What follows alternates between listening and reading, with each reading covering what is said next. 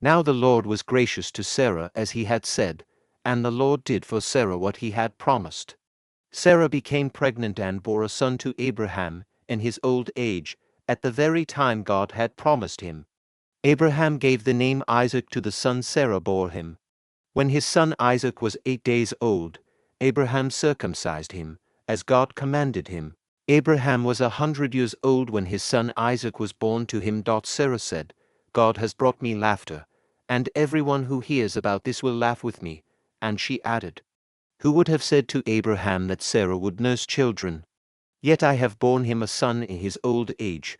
Hagar and Ishmael sent away. The child grew and was weaned, and on the day Isaac was weaned Abraham held a great feast. But Sarah saw that the son whom Hagar the Egyptian had borne to Abraham was mocking, and she said to Abraham, get rid of that slave woman and her son.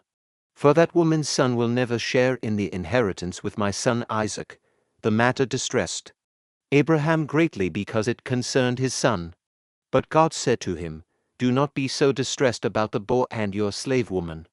Listen to whatever Sarah tells you, because it is through Isaac that your offspring will be reckoned.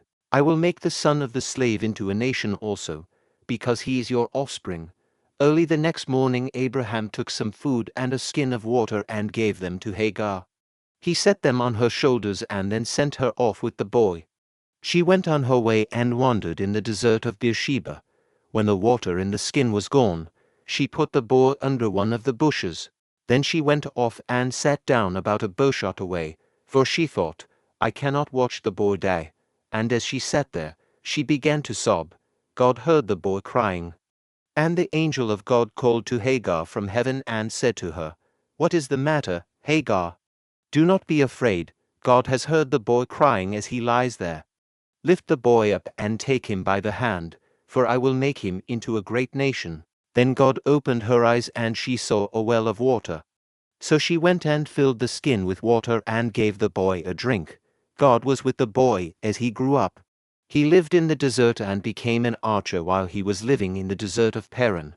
His mother got a wife for him from Egypt. The treaty at Beersheba at that time Abimelech and Phicol the commander of his forces said to Abraham, God is with you in everything you do. Now swear to me here before God that you will not deal falsely with me or my children or my descendants. Show to me and the country where you now reside as a foreigner the same kindness I have shown to you. Abraham said, I swear it. Then Abraham complained to Abimelech about a well of water that Abimelech's servants had seized. But Abimelech said, I don't know who has done this. You did not tell me, and I heard about it only today. So Abraham brought sheep and cattle and gave them to Abimelech, and the two men made a treaty. Abraham set apart 7 ewe lambs from the flock, and Abimelech asked Abraham, what is the meaning of these 7 ewe lambs you have set apart by themselves? He replied, accept these 7 lambs from my hand as a witness that I dug this well. So that place was called Beersheba, because the 2 men swore an oath there. After the treaty had been made at Beersheba, Abimelech and Phicol the commander of his forces returned to the land of the Philistines.